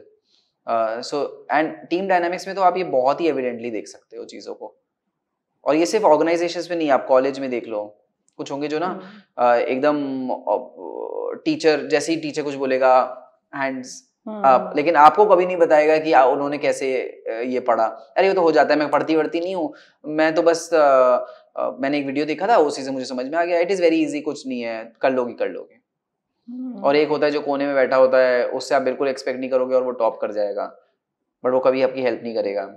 और एक होगा जो आपको भी समझा रहा होगा, खुद भी लगा पड़ा होगा, और एक होगा जो आप ही की हेल्प कर रहा होगा भले वो खुद फेल हो जाए। तो these are also the dynamics, that is something, वो attachment style is one thing, there is also a beautiful concept called transactional analysis, जिसमें ये सारी चीजें भी आती हैं, where a person is trying to be a hero, ठीक है, a person is always trying to be a victim also, कि मेरी हेल्प कर दो ना, आज मैं मैप लाना भूल गई हूँ, आज मैं ये करना भूल गया हूँ, मेरा काम कर दोगे please. And there is other person who is only saving you, मतलब जो हीरो बनने के आपको सेव करने की कोशिश कर रहा है। There is a villain in this, like boss, teacher, जो आपको सिर्फ कोस रहा है सारी चीज़ें। सो ये सब कुछ I would say it's not just one concept, it's a mix of a lot of things coming in to play. आपका चाइल्डहुड आ रहा है, आपके रिलेशनशिप्स, आपके फ्रेंड्स आ रहे हैं, आपके खुद का पर्सनल काम आ रहा है, आपके गोल्स भी आ रहे हैं। It's not about only about the past, it's also about what do you want to pursue in your life. आपके गोल्स भी वहाँ पे आ रहे हैं, आपकी सारी चीज़ें आ रही हैं।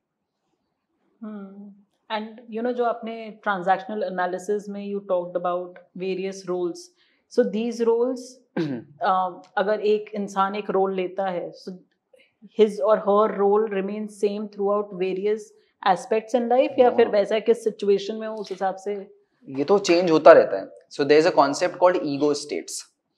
सो हम उसमें 3 तरीके के ईगो स्टेट्स होते हैं। One is called parent ego, child ego, okay, and adult ego. अब जब हम पेरेंट ईगो में होते हैं, मतलब ego is like a state of or the state of a mind, for example. तो हम कैसे ट्रीट करते हैं? फॉर एग्जाम्पल जब आप बॉस हो, so you act as a parent. तुमने ढंग से काम नहीं किया है, क्या डेडलाइन है, तुम डेडलाइन क्यों नहीं पूरी हो रही है, मेरी सेल्स नहीं आ रही है, मुझे पॉडकास्ट के लिए गेस्ट नहीं मिल रहे हैं, कहाँ से आएंगे, सबको मैसेज करो, ये वो। Now this is critical parent. Now this nurturing parent, बताओ तुम्हें क्या प्रॉब्लम हो रही है, ठीक है, अब मैं तुम्हारा ध्यान रखती हूँ, मैं ईमेल कर देती हूँ, तुम टेंशन मत लो, मैं तुम्हें खाना खिलाऊंगी, ये वो। दैट्स अ नर्चरिंग पेरेंट, ठीक है। Now there is a child. अब आप गए आपने को डांटा, सब कुछ करके आप अपने हस्बैंड के पास गए और आप बेबी मेरे पॉडकास्ट में कोई नहीं आ रहा है, मेरे व्यूज नहीं आ रहे हैं, क्या होगा अब, ऐसे थोड़ी होता है, मैं क्या करूँ अब। Now you become a child, ठीक है, again because child is a very free flowing. अब उसमें भी दो तरीके के, there is a free child, जो हम ऐसे कर रहे हैं, हम हमेशा खुश रह रहे हैं, मतलब वो वाला स्टेट आ रहा है, पार्टी कर रहे हैं तो देख नहीं रहे आसपास कौन है, बस हम इंजॉय कर रहे हैं। Then there is adaptive child, जो सामने वाले के अकॉर्डिंग चुप है तो चुप बैठा हुआ है, कुछ बोल नहीं रहा है, ठीक है, वैसा। एंड फिर आता है एडल्ट। अब आप अपने होस्ट, अपने गेस्ट से बात कर रहे हो, now you are like an adult, आप उनकी बात सुन भी रहे हो, आप अपनी बात भी रख रहे हो, आप you are listening to them, you are trying to understand their problems, ये सारी चीजें हैं। So those are the 3 ego states and that keeps fluctuating. जैसे मैंने बताया, एक दिन में ही हम कितनी बार कभी चाइल्ड बन जाते हैं, कभी एडल्ट बन जाते हैं, कभी क्रिटिकल पेरेंट बन जाते हैं, कभी नर्चरिंग पेरेंट बन जाते हैं। So it depends on the situation and people that we are into, but we have to understand कि कौन सी सिचुएशन में क्या बनना इंपॉर्टेंट है। Not every time you have to be a child, you have to understand कि मुझे कब एडल्ट बनना है, because adult is the most secure way of being into it. But all time आप एडल्ट भी नहीं बन सकते, कुछ ऐसे लोग होंगे जिनके साथ आप वल्नरेबल भी फील करोगे वो। सो it keeps changing and fluctuating throughout the day. And attachment styles, and as a parent, how do they look when someone becomes a parent? How does that looks? Yes, so I would ask again, these are the 4 attachment styles that we have talked about, right? So अब आप खुद इस चीज को थोड़ा सा सोचना और रिफ्लेक्ट करना कि जिस तरीके से आपके पेरेंट्स ने बचपन में आपको ट्रीट किया, क्या आपके बेस्ट फ्रेंड के पेरेंट्स भी वैसे ही उनको ट्रीट कर रहे थे? No, right? कुछ डिफरेंस होगा। क्या आपके पड़ोसी आपके बेस्ट फ्रेंड की तरह ट्रीट कर रहे थे कि पेरेंट्स अपने बच्चों को? नहीं। और आप देखोगे कि तीनों इंडिविजुअल जो बच्चे थे वो अलग अलग तरीके के इंसान बने होंगे, राइट? सो पेरेंट्स का तो सबसे पहला रोल आता है अटैचमेंट स्टाइल्स पे। So the way they start treating you as a child is their attachment style. हो सकता है कि वो अपने हस्बैंड के साथ बड़े ही सिक्योर स्टाइल में हो, बट जैसे ही आप पैदा हुए उनका एंशियस अटैचमेंट स्टाइल एक्टिवेट, मतलब हो गया कि बच्चा कुछ हो ना जाए, मेरा पहला बच्चा है और मैं उसके पूरा ध्यान रखूंगी, बड़ा ही नर्चरिंग से बन गए, वो कहीं नहीं जाने दूंगी, कुछ नहीं होगा, मैं है ना, ओवरली पोजेसिव हो गए, इनसिक्योर भी हो रहे हैं। सो वो है। अब वहीं पे अवॉइडेंट भी हो जाते हैं कि मैं अरे यार ठीक है नैनी को दे दो, कर लेंगे, वो उनको पैसे दे तो रहे हैं, मुझे बिजनेस ट्रिप पे जाना है। So there is a friend of mine who has a lot of money. The only thing that she talks about is कि I have not got the attention that I was craving. ना मेरे पापा रहते थे ना मेरी mummy रहती थी, मैं नानी के साथ रहती थी ऑल द टाइम। मेरे बर्थडे में मुझे बहुत बड़े बड़े गिफ्ट्स मिलते थे, आज भी मिलते हैं। मैंने जब उनसे कुछ मांगा मेरे को मिल गया, पर जब मैंने मांगा कि पापा आप कब आओगे, मुझे आपके साथ बैठना है, तो वो नहीं थे। आई थिंक ये काफ़ी this problem that you are telling, जो उनका इशू है, आई थिंक काफ़ी लोग आजकल बात करते हैं क्योंकि when specially both the parents are working, तो they are trying to do their best, so in terms of materialistic things they are there, but हाँ आई थिंक काफ़ी बच्चों का वही रहता है कि माँ बाप थे ही नहीं। Absolutely, yes. अब वही लोग दो तरीके से हो सकता है ना, अब आगे जाके जब वो एडल्ट बनेंगे उनको कुछ एक बहुत ही सिक्योर इंसान भी मिल गया अगर, या मतलब एक अच्छी रिलेशनशिप है, तो वो क्या होगा, उनको वो चीज लूज आउट होने का फियर रहेगा कि यार ये चला ना जाए, तो अब वो एंशियस हो रहे हैं उस चीज के लिए कि मैं कुछ गलत ना बोल दूं। जैसे मेरे माँ बाप मुझे डांट देते थे, चले जाते थे, फिर आते नहीं थे, अब मैंने कुछ ऐसा बोल दिया तो ये चला ना जाए। या फिर वो अवॉइडेंट भी हो सकते हैं, अरे जब मेरे माँ बाप ही मेरे साथ नहीं थे तो ये क्या रहेगा, दूर ही रखो इसको, पास आएगा फिर छोड़ के चला जाएगा, दूर ही रखो। So this is how things are played out But then secured attachment, it's kind of basic human need in a way, right? क्योंकि आपका किसी के साथ तो वो होना चाहिए. So you're saying कि मतलब जैसे जो आप एग्जांपल दे रहे थे कि अगर माँ बाप दोनों ने देखा जब रिलेशनशिप में आए, then either you become too anxious or avoidant as well कि छोड़ना यार मतलब. And but can these people work on themselves to become more secured? Yes, absolutely. I think everyone should work on themselves. मतलब आप past के baggages अगर आगे forward करोगे, सो वही बैगेज आपको वापस रिटर्न भी तो मिलेंगे. अब आपने तो दे दिया, अब वो बच्चा बड़ा होके फिर वो आपके साथ भी तो वैसे ही रिएक्ट करेगा जब आप बूढ़े हो जाओगे, राइट? सो वो बैगेज पास ऑन हो ही जा रहा है. That's the problem, because people were ignoring to work on themselves. अपने ऊपर काम करना ही पड़ेगा. मतलब यू हैव टू अंडरस्टैंड कि जो भी हमारा रिलेशनशिप है, हमारा बच्चा आने वाला है. I think it's time for us to sort this out. It's time for me to work on myself, ताकि मैं उस पे ये सारी नर्वसनेस, एंशियसनेस, अपने चीज़ें, ट्रॉमास ना आगे फॉरवर्ड करूं. So that is why individual therapy और कोचिंग और individual work is very important. then only you will be able to pass it on. आप वही pass on करोगे जो आपके पास है, राइट? अगर मैं आपसे चाय मांगूंगा, आपके पास चाय होगी तभी आप चाय दे पाओगे. ना वो मेरे चाय थोड़ी है, मेरा पानी है मेरे पास, पानी ले लो. मैं पानी पीना ही नहीं, मेरे को चाय पीनी है, नहीं मैं पानी दूंगी, राइट? तो वही एनालॉजी है, जो आपके पास होगा वही आप आगे दोगे. आपके पास क्या है वो आपको खुद से पूछना पड़ेगा, और क्या मैं यही रखना चाहता हूँ या चाहती हूँ अपने पास. If the answer is no, then we start working on yourself. If you're not able to work by yourself, then there are professionals sitting. Ask for help.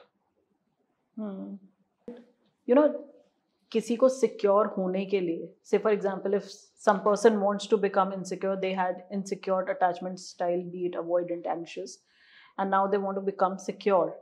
इन्हें exactly क्या करना चाहिए? Okay. तो सबसे पहला स्टेप इज बीइंग अवेयर. आपको अपने पहले तो अवेयर होना पड़ेगा कि ऐसा कुछ है भी आपके, मतलब आपके साथ, राइट? सो जैसे आपकी बुक्स पढ़ना या फिर अपने आप से क्वेश्चन पूछना कि is the way I acted right now in this fight, is this the right way that I did? ठीक है. दूसरा क्वेश्चन ये है कि क्या आप अपने जैसे इंसान के साथ रिलेशनशिप में रहना चाहोगे?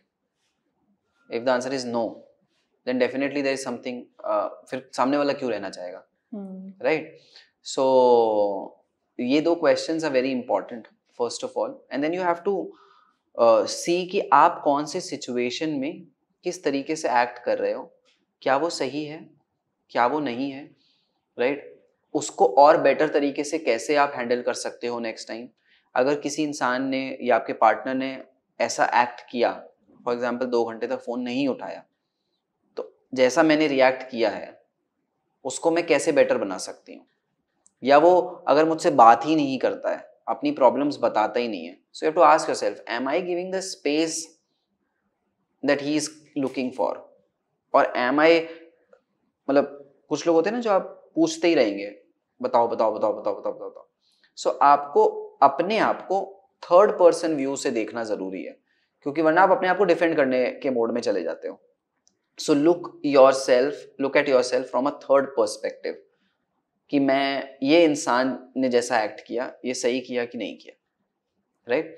सेकेंड थिंग इज, आप अगर आपको लगता है कि ये बहुत टाइम से चला आ रहा है और मैं इसे हैंडल नहीं कर पा रहा हूँ या कर पा रही हूँ, so there are counsellors, there are therapists, there are relationship coaches, आप उनसे कॉन्टैक्ट कर सकते हो, राइट? तीसरी चीज़ है आपको अपनी कम्युनिकेशन पे बहुत ज़्यादा काम करने की. मतलब if you want to become a secure attachment, you want to move towards secure, मैं ये नहीं बोलूँगा कि हर कोई 100% सिक्योर बन सकता है, but if you have to move closer to it, the couples have to work on their communication. At the bottom communication ही है ना. दो लोग आपस में बात कर रहे हैं, चीज़ें कर रहे हैं, जेस्चर्स हैं, टाइम स्पेंड कर रहे हैं, सब कुछ कम्युनिकेशन के अंडर ही आता है. सो आपको अपनी कम्युनिकेशन पे काम करना पड़ेगा. आपको सामने वाले को भी समझना पड़ेगा, because these are not this, you are not one individual in that relationship, there is another person also.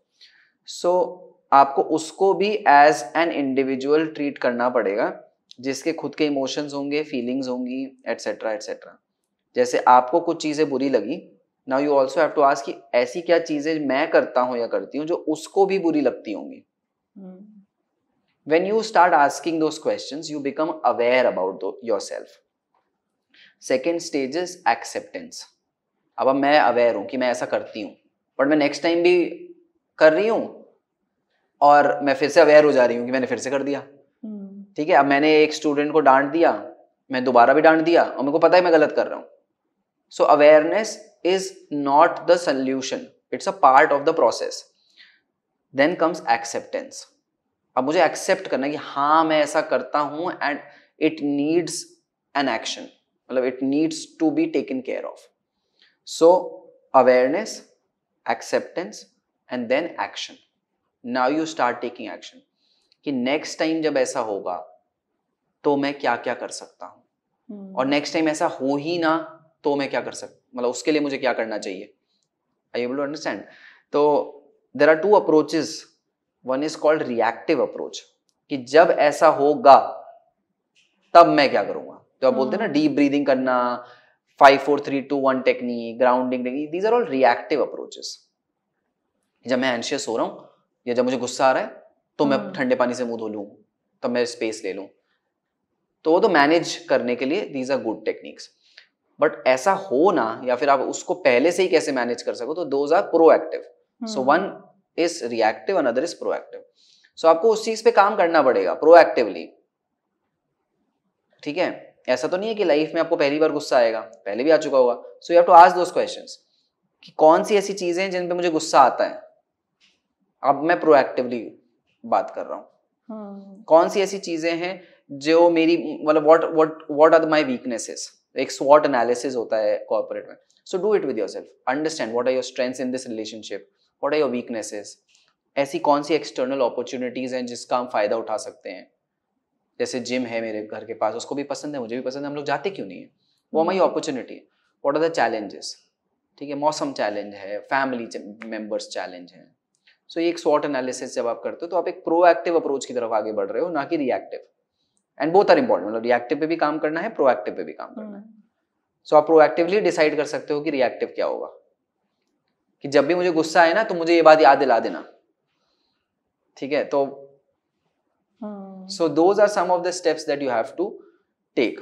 The stages become like, पहले अवेयरनेस, जो आपने बोला था कि दो लोग आपस में लूप में क्यों फंस रहे हैं, क्योंकि वो अवेयर ही नहीं है कि ऐसा कुछ हो रहा है, और वो अवेयर है तो वो एक्सेप्ट नहीं कर पाए आज तक। So awareness, acceptance and then you start taking actions accordingly. And it's a process, time लगेगा। अगर मैं 10 चीजों में, अगर हम दोनों आपस में 10 चीजों में लड़ाई करते हैं ऑल द टाइम, जब आप ये 3 स्टेजेस और आप अपने आप से क्वेश्चंस पूछोगे, प्रोएक्टिवली चीजों को ट्राई करोगे, तो वो 10 की 9 हो जाएंगी अगले टाइम। 9 से 8, 8 से 7, हो सकता है 5 पे रुक जाए, बट अब 10 से 5 is a very good number. 50% improvement हो चुका है। आप रिलेशनशिप को और अच्छे से मैनेज कर पाओगे। That is how you work on it. And मतलब आप जब ये सब बोल रहे हैं ना, तो ऐसा लग रहा है it's not like there is a perfect relationship, it's like you make it perfect. You make it perfect. And this is the process wherein you actually, Yes. you know, do this thing, and there's a lot of planning and, you know, communication which is going around. Yes. When you're doing all of it. Yes, and I would say we don't even make perfect, as in don't crave for making your relationship perfect. Work on making your or relationship the best possible relationship that you can have. मतलब perfection के पीछे then again it becomes we become anxious, यार उसका तो ये हो गया था, वो हो गया था, मेरा क्यों नहीं हुआ। So उससे दूर, मतलब we should not crave for perfection, we should crave for the best possible outcome that we both can give together. क्योंकि कुछ चीजें तो हैं जो भाई मैं नहीं झेल पाऊंगी या तुम भी नहीं झेल पाओगे मेरी, और वो हम शायद उसको हम अलग रख देते हैं, बाकी 9 तो झेल सकते हैं और उस पर मैनेज कर सकते हैं। तो so we try and make relationships as close to best as possible. And this is very powerful because usually मतलब वो बचपन से वैसा होता है, परफेक्ट ही दिखाया जाता है हमें। मूवीज भी देखते हैं तो परफेक्ट रिलेशनशिप ऐसा ही होता है, और एंड भी वहीं पे कर देते हैं। हाँ, उसके बाद क्या हुआ कोई नहीं दिखाता। एग्जैक्टली। तो मतलब वो हमेशा वो when you think about relationship, it's always about, you are looking for that perfect relationship wherein you might not be perfect, but Yes. relationship perfect hona chahiye. Correct. So, and that is what the secure attachment style is.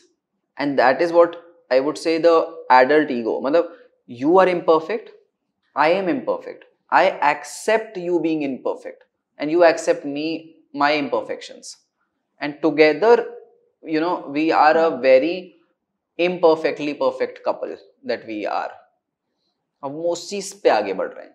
ये flaws तो सब में होंगे, वो flaws को accept करके हम उनको मैनेज रिजॉल्व करके कैसे आगे बढ़ सकते हैं. That is what we crave for, और वी शुड क्रेव फॉर. वैसे करेक्ट. एंड लाइफ की कुछ ऐसी स्टेजेस होती हैं जिसपे मतलब यू एक्चुअली स्टार्ट थिंकिंग कि क्या चल रहा है, या you can actually from an insecured style you can go into secured style. Are there any stages or there are phases of life? So phases of life, okay, I would say first of all there's a stage जब आप एक teenager की उम्र से जब आपके अंदर थोड़ा इंटेलेक्ट आना स्टार्ट होता है, जब आपकी एब्स्ट्रैक्ट थिंकिंग स्टार्ट होती है, मॉरल वैल्यूज डेवलप होना शुरू होती है, that is when you will be able to ask yourself those questions. Because उससे पहले तो जो भी सब लोग बता रहे हैं हम वही फॉलो करते आ रहे हैं, हमारे तो सही गलत का आइडिया ही नहीं है. So it starts as soon as you start knowing what is right what is wrong, आपकी वैल्यूज सिस्टम डेवलप हो रही है, आपकी क्वेश्चनिंग एबिलिटी आ चुकी है, वहां से स्टार्ट होता है. And the sooner you do it the better it is for you. Because जितना ज्यादा आप खींचोगे उतनी आपकी बिलीफ सिस्टम, आपका आपने जितना भी वो दुनिया को देख लिया है वो आपकी बिलीफ सिस्टम को और स्ट्रांग ही करता जा रहा है. तो जितनी कोई स्ट्रांग चीज होगी उसको चेंज करने में उतनी ही ज्यादा डिफिकल्टी होगी. अब मैं आज 65 साल के कपल से बात करूं और मैं एक 25 साल के कपल से बात करूं, तो आपको क्या लगता है कि कौन ज्यादा ओपन होगा अपने बिलीफ सिस्टम को चेंज करने के लिए? ठीक है, अब एक्सेप्शंस हटा दें तो, क्योंकि ऑब्वियसली 65 इयर्स उन्होंने एक बिलीफ सिस्टम के साथ काटे हैं, राइट? कि मैं आदमी हूं उस घर का, मैं ही कमा के लाया हूं, इसने किया ही क्या है? भले उन्होंने उस कमाए हुए पैसों को घर बना दिया, वो रोज आपको खाना खिलाती हैं, पर वो अंडरस्टैंडिंग नहीं आ रही है, तो वो बिलीफ सिस्टम चेंज करने में बहुत टाइम लगेगा, राइट? और उतना ही डिफिकल्ट होगा. So as soon as you know, मतलब it should start from schooling itself. मतलब हमें तो ये चीज पढ़ानी चाहिए जो आप बोल रहे हो. There should be a subject of relationship, I would say. There should be a subject of personality, emotions, behaviour, जिसपे हम काम ही नहीं कर रहे हैं. That's the biggest flaw in our education system. हम हमारे ऊपर काम करने का कोई सब्जेक्ट नहीं है. The only subjects we have are maths, science, which are important. I am not saying they are not important. हाँ, मतलब बट रियल लाइफ में क्या काम आएगा? आखिर में तो आप भले ही कितने बड़े कोडर बन जाओ, कितने बड़े इंजीनियर बन जाओ, साइंटिस्ट बन जाओ, करना तो आपको लोगों के ही साथ काम है. आप अकेले क्या ही करोगे? मिसाइल बनाने के लिए हजारों लोग लगते हैं. आप जितने भी बड़े मिसाइल मैन बन जाओ, याद तो हमको एपीजे अब्दुल कलाम ही आते हैं, क्योंकि the way he talked, the way he spoke, the way he treated people. Correct. So no, and you're right. I mean, because even in offices you can see it, like you mentioned also, you can clearly see कि किसका कैसा style है. And I mean, secured people do look very different. Yes, people who are anxious, you can see them. Absolutely, yes. And then they become more approachable also. Secure people, आप उन्हीं को look up करोगे. कोई पूछेगा आपसे कि आप आगे जाके किस तरीके के मैनेजर बनना चाहते हो, तो आपके दिमाग में एक इंसान आएगा वहाँ पे, यार ऐसा बनना है. और वैसे ही हम सेलिब्रिटीज के साथ भी देखते हैं, जिसको भी आप लुक फॉरवर्ड करते हो, you will have those things जो अभी हमने जितना भी 1 घंटे में हमने बात करी है. Correct. And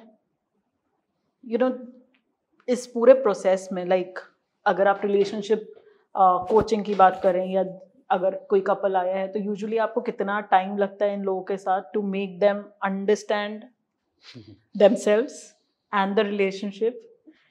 So in relationship counseling 2 चीजों पे, मतलब टोटल 3 चीजों पे काम. There are 3 things that we are working on. One is 2 individuals, वो पर्सनली भी उन पे काम कर रहे हैं, और थर्ड इज वो साथ में कैसे रह रहे हैं. सो हम 3 चीज़ों पे एक साथ काम कर रहे हैं. सो थोड़ा सा टाइम टेकिंग हो सकता है, बट आई वुड से with the right approach and if you know the mind set is open, everyone takes a different amount of time, but I think 8 to 10 sessions में you can start seeing a very good change, which is like almost 2 months 3 months में आप अच्छा change देखना start कर सकते हो, ताकि मतलब वो रिफ्लेक्शन आनी स्टार्ट हो जाती है अच्छी खासी. And then it's a life long process, right. So एक टाइम पे व्हेन दे हैव स्टार्ट, मतलब for example they want to work on 10 things, आपने देखा कि आप वो 4 पे अपने आप से काम कर चुके हैं. सो जरूरी नहीं है कि आपको उनको 10 तक ही लेके जाना है और आप सालों साल थेरेपी और काउंसलिंग चलाए जा रहे हो. इट्स लाइक आपको 4 आ गई हैं, अब आप खुद से ट्राई करो, देखो 5-6 और हो जाती है तो 5-6 तक बढ़ते हो तो प्रॉब्लम आएगी. So you can come back to us. So because हमें डिपेंडेंसी भी खत्म करनी है अपने आप से, वरना उनको लगता है कि हमारे पास थेरेपिस्ट है, सालों चल ही रहे, कुछ भी प्रॉब्लम हुई हमारे पास आ गए. So therapy is not to make you dependent, therapy is make you independent, and then we are here. So I think coming back to your question, it's अगर आपका अप्रोच सही है तो 2-3 months में आपको अच्छा चेंज दिख सकता है रिलेशनशिप में. And basically you are working on the process itself, not really outcomes. Of course outcome is something you look forward to, but if the process is right कि ये करना है तुम्हें relationship में, and you yourself can work on it, then correct, it works. Yes. So sessions also are divided like that. मतलब my approach is always कि मैं उनके साथ में तो काम करूंगा ही, पर मैं उनके अलग अलग सेशंस भी होंगे, क्योंकि उनके खुद बहुत बार आप देखोगे कि एक इंडिविजुअल का ट्रॉमेटिक पास्ट उस आ रहा है, सामने वाले का नहीं है, और वो चीज रिलेशनशिप में इम्पैक्ट कर रही है. सो आपको उन पे भी तो काम करना ही पड़ेगा ना. अगेन एज आई सेड, वही कि इंडिविजुअल है वो, तो 2 सिक्योर्ड इंडिविजुअल मिला के सिक्योर्ड स्टाइल ही बनाएंगे, है ना. तो उनको भी सिक्योर बनाना इज वेरी इंपॉर्टेंट. सो तीनों चीजों पे साइमल्टेनियसली काम हो रहा होता है, and it should be a goal oriented approach. मतलब जो आप बोल रहे हो, process matters the most, but that process has to be backed up by a goal. और रिलेशनशिप में आपको क्या चाहिए, पहले आप मुझे ये तो बताओ. आप मेरे पास आए काउंसलिंग कराने के लिए, what is that you are looking forward to? If everything goes well, what kind of relationship do you want? That's the first question. ठीक है, अब वो बताएंगे कि हमें कैसी रिलेशनशिप चाहिए. अब हम पूछेंगे अच्छा तो अब बताओ रिलेशनशिप है कैसी. So we find out the distance point A का पॉइंट बी से, जहां पर आप हो और जहां जाना चाहते हो अपनी रिलेशनशिप, उन दोनों में कितनी दूरी है, उसमें कितनी अपॉर्चुनिटीज हैं जिसपे हम काम कर सकते हैं, कितने ऑब्स्टेकल्स हैं जिनको हमें रिमूव करना है. फिर वो प्रोसेस स्टार्ट होता है, फिर एक्शन प्लान बनता है, छोटे छोटे एक्शन. फिर वहाँ पे नेगोशिएशन भी होता है साथ में बैठ के कि ऐसी कौन सी चीज़ें जो आप लोग कर सकते हो, ऐसी कौन सी चीज़ें जो नॉन नेगोशिएबल्स हैं, हो मतलब चाहिए ही चाहिए, ऐसी कौन सी चीज़ें जहाँ पे नेगोशिएट हो सकता है. एंड अभी जो मतलब आपके पास ज़्यादातर क्लाइंट्स आते हैं, तो किस स्टेज ऑफ रिलेशनशिप पे वो आते हैं for coaching? So most of them are in the plateau stage, या फिर they are sometimes also individuals come in the attachment part also. Now interestingly issue क्या है होता है वहां पे कि मैं किसी और के साथ कमिटेड हूँ 7 साल से, पर मैं किसी और से अटैच हो रही हूँ.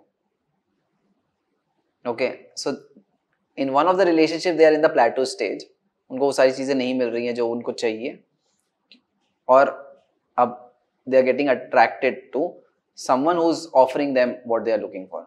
सो they are ready to fill the gap. So ये भी एक इशू आता है.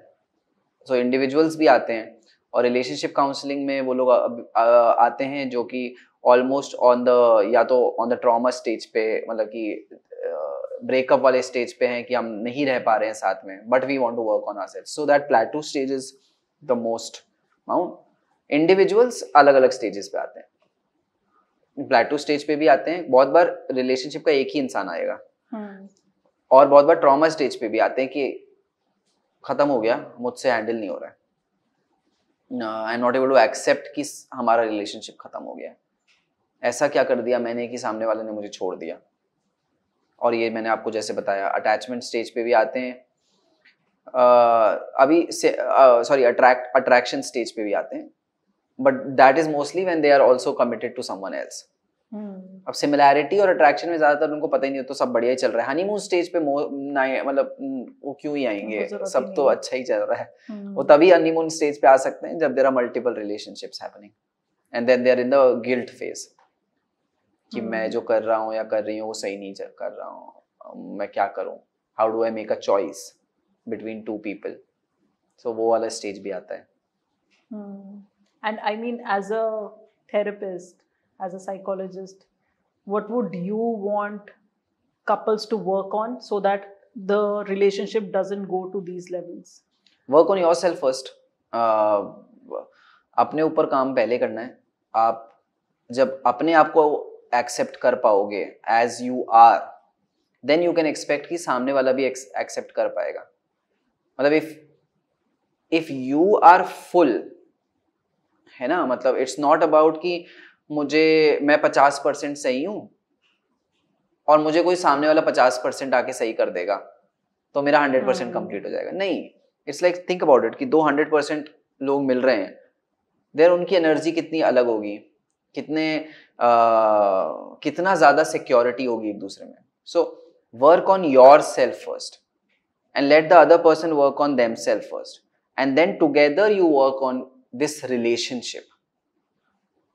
कि जब हम अकेले होते हैं तो हम कैसे होते हैं, वो जब सही हो जाएगा तब हम साथ में हम क्या क्या कर सकते हैं। So two secured self will make a secured relationship. तो that is my one thing. सामने वाले को सही करने के पीछे मत भागो, आप पहले खुद को सही करो, फिर देखो कि मैं अपना पार्ट 100% कैसे दे सकता हूँ, वो भी अपना 100% कैसे दे सकते हैं, तो 100% ही आएगा। जो लोग कहते हैं ना कि मेरे फ्लॉस को वो फुलफिल करते हैं और वो नहीं हुए, फिर फिर क्या आप अपने फ्लॉस पे काम नहीं करोगे? Correct. And in terms of daily habits, if there are any, a couple they can do to make their relationship strong, what would be your suggestion on that? Daily habits to make that relationship strong should be a daily ritual that they can come together on. कि हमें ना हम मतलब आपस में बात करके they should have a daily ritual. अब मैं नहीं बता सकता कि उनको रिलेशनशिप में कैसा डेली रिचुअल चाहिए, बट आपस में आपको बैठ के समझना चाहिए। These are 2-3 थिंग्स जो हमें मुझे लगता है साथ में करनी चाहिए।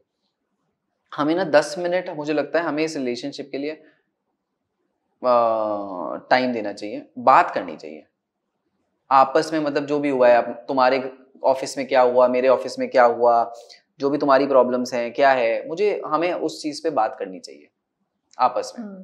दूसरा, हमें मे बी खाना साथ में खाना चाहिए। मतलब अगर हम जितना भी बिजी हो जाए, हमारी एक मील साथ होनी चाहिए, राइट? सुबह उठ के क्या कर सकते हैं साथ में, एवरी वीकेंड कुछ प्लान बन सकता है। सो ऐसी 2-3 छोटी छोटी चीजें, बहुत बड़ी नहीं, बड़ी आप प्लान कर सकते हो। अगर आपका बजट और सब कुछ अलाउ करता है तो आप हर 2 महीने 3 महीने में कोई ट्रिप पे भी जा सकते हो। दैट डिपेंड्स, अगेन वो आपको बात करके समझना पड़ेगा। अगर आपके बच्चे भी हैं, सो बच्चों को हम टाइम देंगे, हमारा तो जो भी टाइम है वो बच्चों का है ही, पर वो बच्चों के होते हुए भी हम कहाँ से अपने लिए वो 15 मिनट निकालें। ऐसी क्या एक्टिविटी है जो तुम्हें भी पसंद है, मुझे भी पसंद है। मे बी मुझे ना जिम जाना पसंद है, तुम्हें भी जिम जाना पसंद है, तो चलो ठीक है, हर दिन हम लोग वीकली 5 डेज एटलीस्ट साथ में जिम जाया करेंगे। क्या पसंद नहीं है और क्या पसंद तुम्हें भी नहीं है। मुझे रिलेटिव्स के पास जाना बिल्कुल पसंद नहीं है यार, मुझे तो जाना पड़ेगा। चलो ठीक है, अब नेक्स्ट टाइम से हम क्या करेंगे, तुम बस मुझे ड्रॉप करने चलना वहाँ पे चाय पी के, और फिर मैं खुद ही बोल दूंगी कि तुम मतलब उनको कुछ काम है, तुम बस निकल जाना वहाँ पे, मैं रुक जाऊंगी, मैं 2-3 घंटे बाद आ जाऊंगी, तुम 15 मिनट के लिए बैठ जाना और चले जाना। हाँ चलो ये कर सकता हूँ। So that negotiation, so those small little things, and that can only happen when you communicate with each other. Otherwise कोई भी तीसरा इंसान वो अपनी अंडरस्टैंडिंग से ही बताएगा, और हो सकता है वो आपके रिलेशनशिप में काम ना करे। तो अगर आज मैं आपको डेली रिचुअल्स बताऊं तो नॉट नेसेसरी वो मैं अपनी अंडरस्टैंडिंग अपने बायसेस के साथ ही बता पाऊंगा, बट आप साथ में बैठोगे अपने खुद देखोगे तो that would be the best rituals that you can come across. But follow those rituals. Could be as small as just taking one meal together. That's it. Could be as small as that. Correct. हाँ, and I think जो आप कह रहे हैं ना कि it's very individual and couple based कि वो आपस में कैसे हैं, because like you know I have a couple of friends and I really liked their example. So one of them, he's a workaholic. मतलब पूरे week सुबह वो शायद सबसे पहले ऑफिस में आता है और सबसे आखिरी में निकलता है. So we always question him कि भाई टाइम कब देते हो तुम अपने बच्चे को, बीवी को. सो ही सेड कि मैं वीकेंड्स पे I make sure I am compensating and I am talking to you know my wife, and we have a very strong relationship and I have met his wife, you know it feels like a very strong relationship. So हाँ, I think you know people have their own ways, means and times of doing it. Then there's another colleague of mine, I think he also gave a very good the way he's managing his relationship. He said that, you know, I have a 6 monthly appraisal plan kind of a thing with my wife, wherein both of us we tell each other कि क्या अच्छा चल रहा है, क्या अच्छा नहीं चल रहा, what we need to work upon. And मतलब वो जब ऑफिस आता है उस टाइम पे they make sure that they are talking to each other on phone. Which I was like, it's very cute actually. Exactly. But it doesn't work with everyone. It's working with them, but doesn't work with everyone. So I think it's very individual and couple specific कि उनको क्या क्या कर सकते हैं वो लोग. और बहुत लोगों को ये बहुत ही ज्यादा ऐसे क्रीपी क्लिंगी सा लगे, right? So it is not about what others are doing. It is about the intention behind what they are doing. अगर आपको अपनी रिलेशनशिप सही करनी है और आपका इंटेंशन है तो आप आपस में कुछ ना कुछ फाइंड आउट कर लोगे. अब हो सकता है वो बहुत ही सिंपल सी चीज हो कि हम सुबह उठ के एक दूसरे की तारीफ करेंगे, एक दूसरे की नहीं कर सकते तो जो भी हमारी लाइफ में हो रहा है हम 5 चीजें बताएंगे जो अच्छी चल रही है. At least we'll have a smile on our face for some time.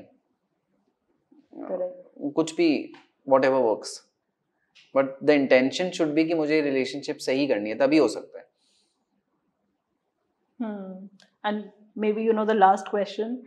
So there are phases in life wherein you know couples, only one of them is going through really bad phases in life. ऐसे में how can you know the couple manage their own couple time as well, and overall कैसे relationship को manage कर सकते हैं उस time पे.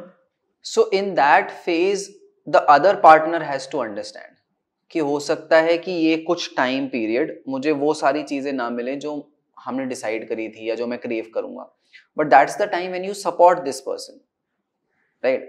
Because अगर आपके पार्टनर ने आपको डिफिकल्ट टाइम में सपोर्ट किया और उन्होंने वैसे एक्ट किया जैसे जरूरी है एक्ट करना, so after some time automatically the respect, the love, the affection increases, right?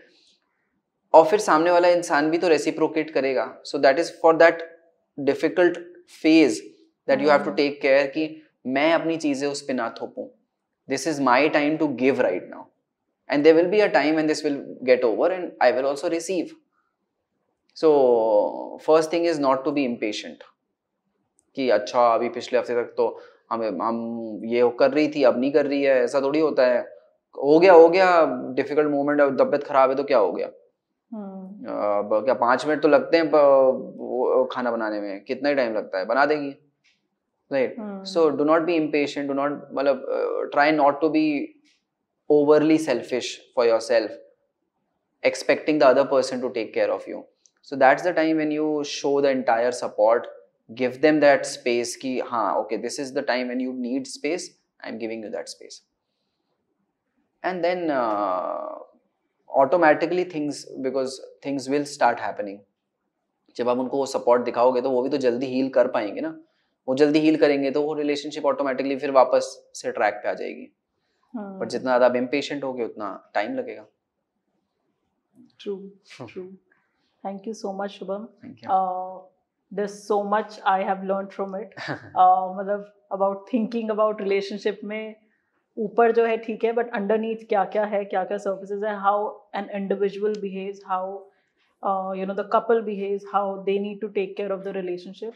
And I hope our audience, they have learned a lot as well. Thank you so much. Thank you so much for calling me, and it was really nice answering and also listening to your stories, your friends' stories, and I hope there's something that people learn from this. That's it.